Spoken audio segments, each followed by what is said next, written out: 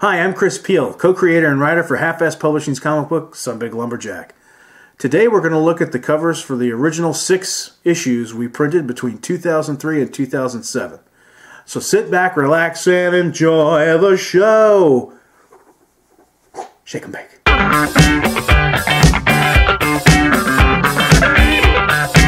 Alright, so we're going to do a 6-part series rather than just do them all at once and make some long, boring video. So we're going to break them down into 6 parts.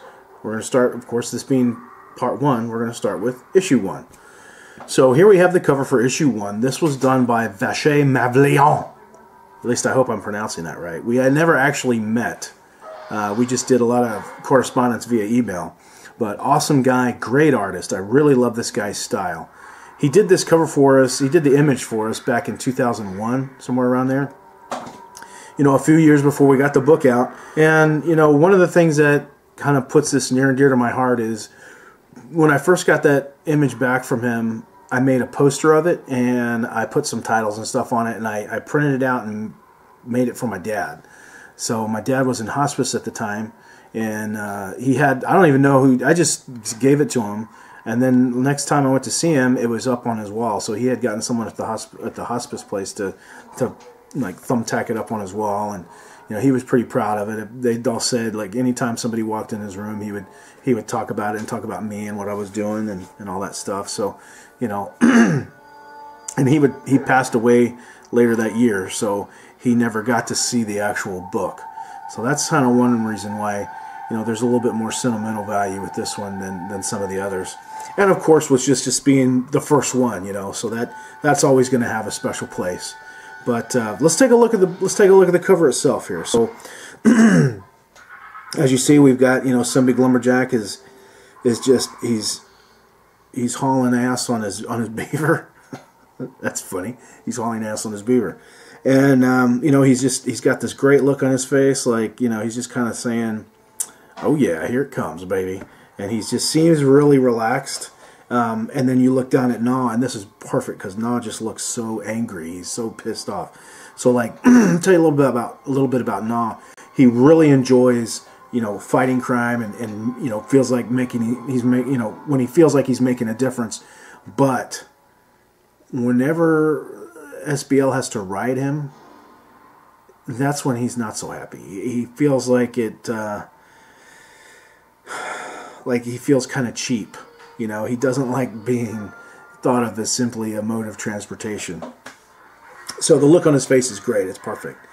And the only critique I would say here of this issue is the background's just a little kind of drab. And, you know, you've basically just got the white with a little bit of kind of faded in sky blue there.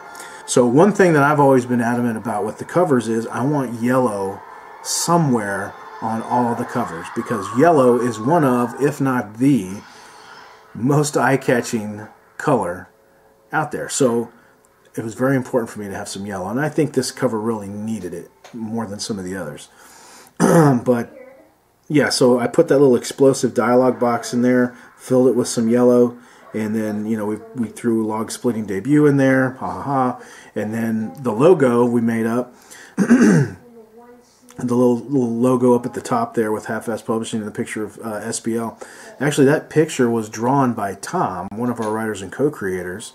And so I used that. He was some conceptual art he did early on. Gosh, I want to say it was in the late 90s. So I used that and then filled it with yellow. And there you go. And I think those, the logo, then the explosive dialogue, and then with SBL in the middle with that bright red shirt, it's those 3 points really kind of pop it out and really make you notice it. And in fact, his style is just great. I love his style. His style really lends itself to the silliness that is Some Big Lumberjack, and much in the same way that Jeff's does. Jeff Olson, our interior artist. And even though their styles are very different, you know, they're still able to convey that same kind of fun, silly, go lightly kind of thing. So that's our first cover, man. And you know, Vatch, he was the only person to do more than one cover for us, kind of. So yeah, he was great, super nice guy, very generous. Never charged us. He didn't charge us anything for this cover or the one he did for us back in 2007. And I mean, at that point, he'd already, had some established, cred as a comic book artist. That's it. Look, hey, thanks for checking us out. So the next episode will be for issue 2, the follow-up. And once again, for Half-Ass Publishing and Some Big Lumberjack, I'm Chris Peel saying, come on back, y'all. Hey, I'm Mary Poppins, y'all. See you next time. Bye-bye.